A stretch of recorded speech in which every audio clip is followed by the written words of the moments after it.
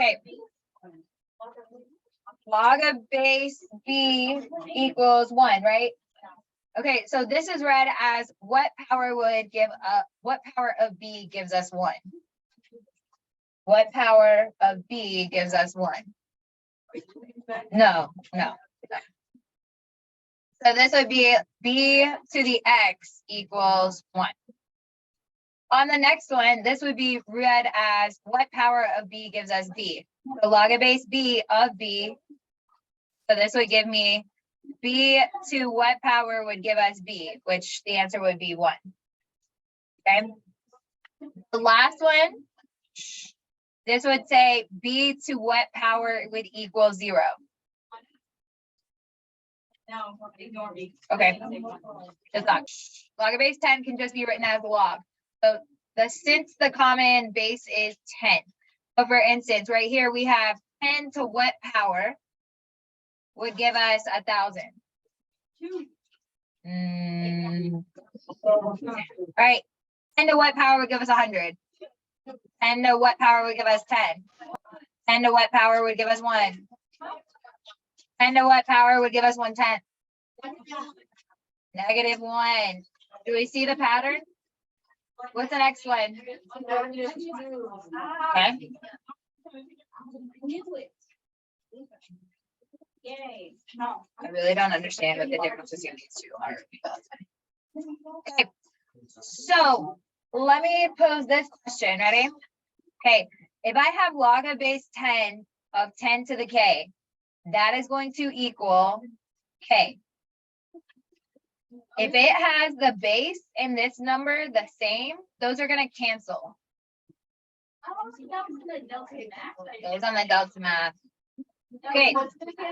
So if it has the same base, look at the bottom. Same base and the number, those are going to cancel, and then it's whatever the exponent is. So what I want you to write down, I want you to write down these properties. You got power of base rule, power rule. Power rule. And I would write the example as well. Take a moment, write those down, and we're going to talk. Let me explain this. Okay, ready?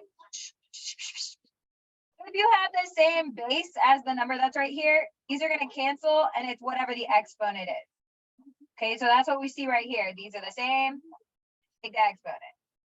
On the next one, if you have an exponent, you can pull that guy out to the front and rewrite it like this. Okay, that's what we see here. Ta-da. Okay, you will have this on your SAT. You will see this. Yes, yep. You're gonna have something along these lines. Okay. Let me talk through the product rule really quick. If you see two numbers that are multiplied together, it's the same thing as adding them together.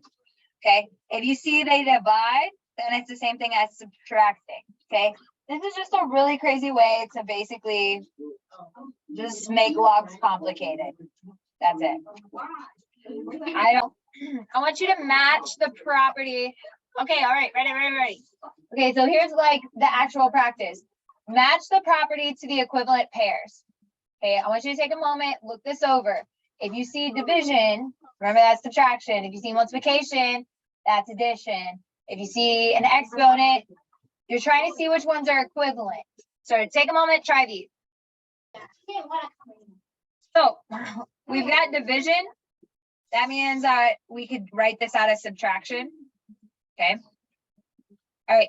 And then this next one, log of 12. Could I break that down a little more into log of 3 times 4, right? Which then could be broken down into log of 3 plus log of 4. The next one, we got 81. This one's a little tricky. Let's skip it and come back to it. Down here, we got 64. Again, kind of a little tricky. We see our options are 4, 3 here, and 3, 4. If I took this and I wrote this out as an exponent, this would be 3 to the 4th power, right? That's 81. And then if I wrote this out as an exponent, this would be 4 to the 3rd. That's going to equal 64. Now, what you could have done is just type this in Desmos, see which one equals. Boom. Desmos carries. Don't write anything down yet.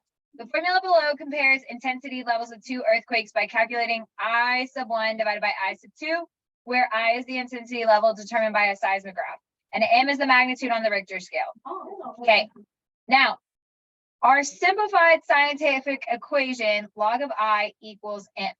We're trying to show that it's valid. Okay. Oh, this is not the right one. Just kidding. We're skipping it. Come back. Yep. Okay.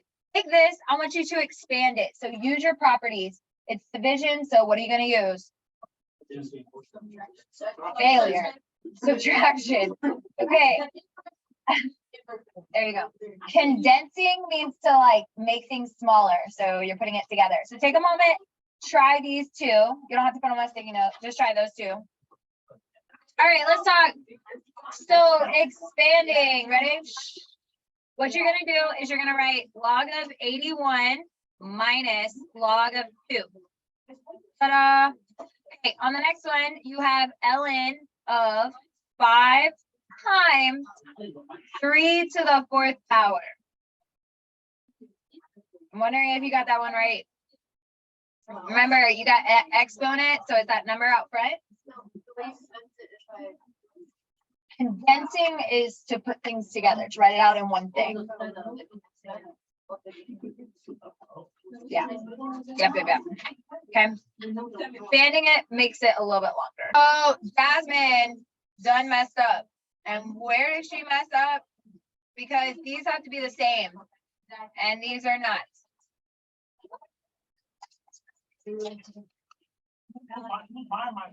Who's buying my I have no idea. Right.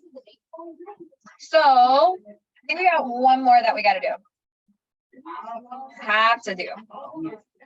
We're like 3 lessons away from being done with this unit. Yeah. That's it. There you go. I know. Yeah. So where'd you get for the first one? 3. Okay, what about the second one? 4. What about the next one? Okay. Next one?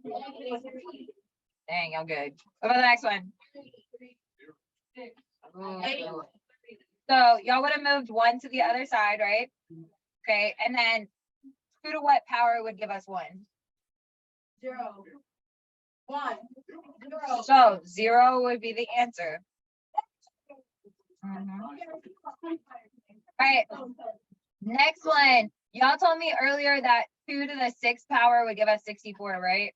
Okay, so since we now have them the same on both sides, what we can do is drop the bases and then solve from the exponent. So x is going to equal 2.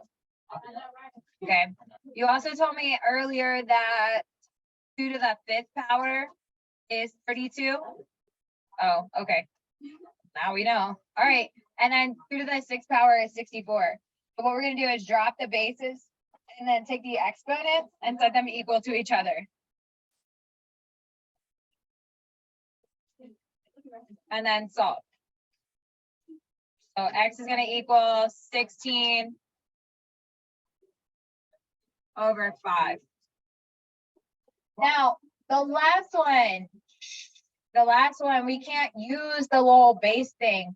We have to do the circle of life. We talked about this the other day, but you would take this, and you would plug it in. Remember, circle of life says start with your base, go to the outside, finish with your exponent. So log of base of the number equals x. Take your delta math. Yay! Huh?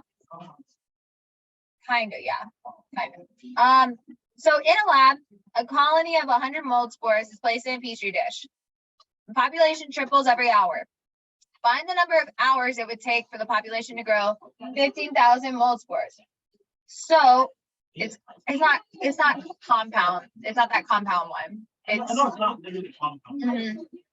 all right. So what we're gonna do is we're gonna say a times x raised to the b. I'm sorry, a times b raised to the x. Yikes. What's our initial amount? Okay. And then what's our b? What's our rate? Okay. And our final amount that we have is 15,000. Okay. Now, what they're asking us to do is find the number of hours. So we're going to solve. We're going to divide by 100. And that would give us 150. And then we're going to use the circle of life to solve. So we'll start at our base, go to the outside, finish at the exponent. So log of base 3 of 150 equals x. And if you type that into your calculator, 50. Okay. 50? I don't think so.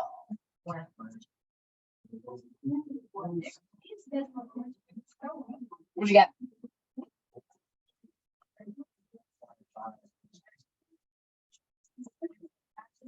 Ta-da! Trying to find the error. Okay.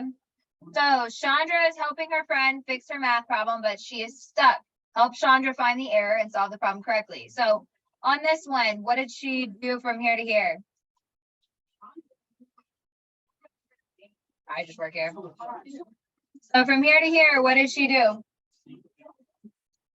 She multiplied that 5 and 3, right? Is that what you're supposed to do? No. So we would divide and then solve. Okay. Chandra done messed up, Aaron. Yeah. Okay. All right. You were given a piece of paper that was graphing, like find the graph. Okay. I'm gonna give you a little bit more time to work on that.